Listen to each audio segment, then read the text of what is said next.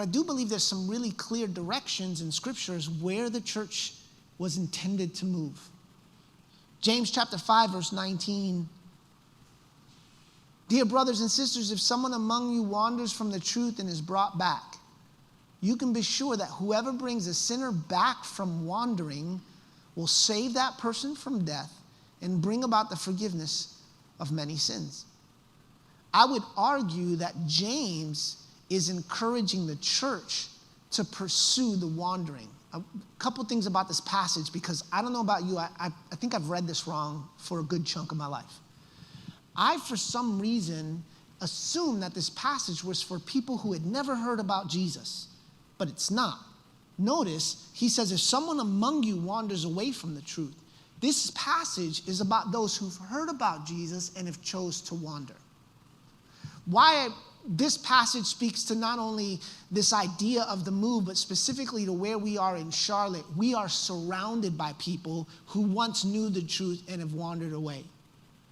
Listen, that idea is really kind of seasoned to us and where we're at. I'm not saying that this doesn't apply outside of the scope of Charlotte, but there's some parts of our country where, it's outside the Bible Belt, and there's not a lot of people who wander away from the truth because the truth hasn't been revealed to them. But for us, living in Charlotte, the skyline of this beautiful city, living in the buckle of the Bible Belt, you are surrounded by people. You can throw a rock and hit 3 people who have left church 5 years ago and are reconsidering their faith. Like, that is the nature of the climate we are currently living in. And I would argue that what James would say, and I believe is the heart of the church, is that we would pursue the wandering. That we would be the type of church where people who have questions about their faith, people who've walked away from the faith, people who've been hurt by churches in the past can step back into community with their questions, with their brokenness, and find a place of rest. Jesus himself in Luke chapter 19 also gives us directions. He says this, for the Son of Man came to seek and save those who are lost.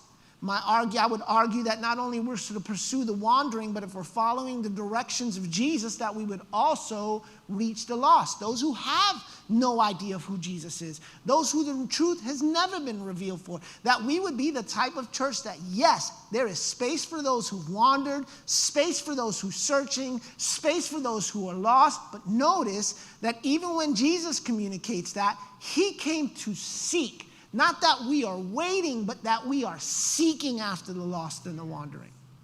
That we are doing what's necessary to communicate the gospel outside of the 4 walls of this church.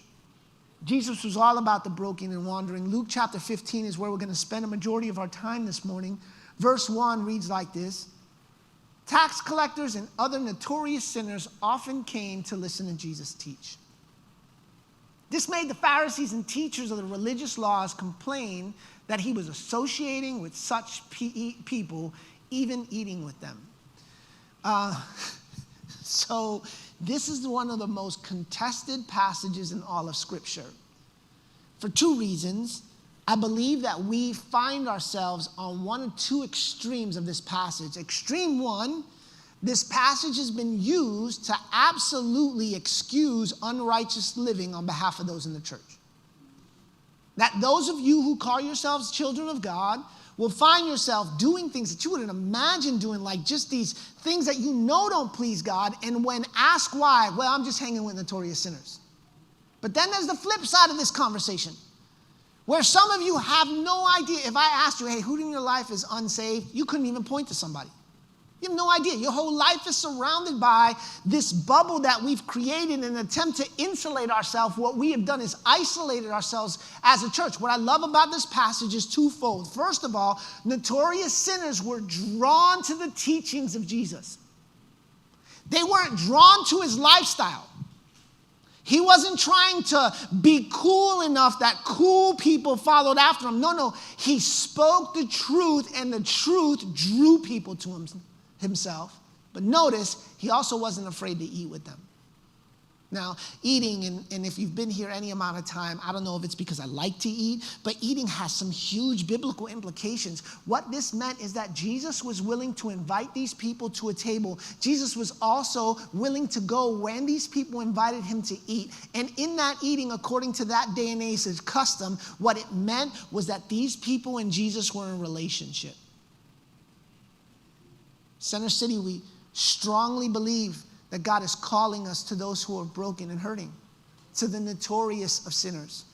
And what we don't try to do is be hip enough that they'll come. No, what we try to do is showcase the love of Jesus in truth, hoping that showcase would draw people. Scripture says it this way, that if he is lifted up, he draws men to himself. Our goal is for the notorious sinner to know that there is hope and purpose found in Jesus, and they would be drawn to places like this.